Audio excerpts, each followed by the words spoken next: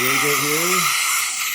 Now I don't want to use the suction anymore because I don't want to suck up my bone. Bone's very expensive and we don't want to suck that up.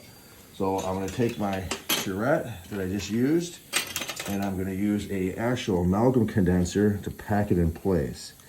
So pull this lip out here with a mirror so you can see really well. Okay, so I'm going to put this right in here. And then have your assistant pack it down for you. Good.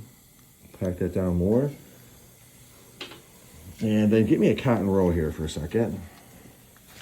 So if you take a cotton roll and you just kind of dab it, you'll suck up the blood and not the bone. See how that looks now? Okay, so I'm going to put more bone. I want to put it almost to the very top. Just like that. Now, like I said, this is 0.5 cc's. And there's a bone size on here too. The particle, I think it's 1.0 and 0.25 diameter.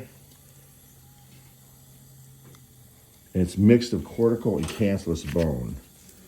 So let me just dry this off again. You can see the bone in here. Take a good picture of that. Now I'm going to use the condenser and I'm going to pack it right in. I got two sides of the condenser. So I got a small side to get in that mesial canal, or mesial root tip. And I'm packing it straight down. And then I'm going to just top this off again. And you can see the bone there.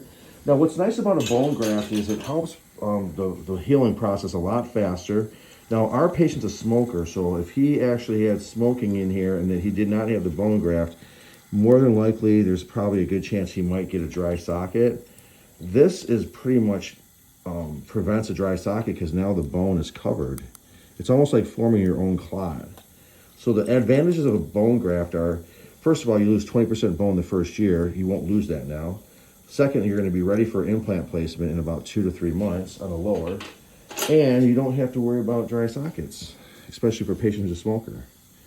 So I'm going to dab this in here again, and then I'm going to put my collagen plug, which is right here.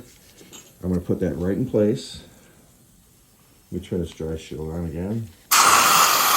Then turn it off. That sucks up all the saliva. And I'm just going to push this right into place, and you can see how that looks. Take a good picture of that. See how it just kind of goes right at the bone level, and I'm just going to suture all that in. And what I'm going to do is I'm going to do a cross suture. I'm going to go from the buccal to the lingual, the distal buccal to the mesial lingual, the mesial lingual to the mesial buccal, and the mesial buccal back to the distal lingual and tie it off. Kind of like a little figure 8.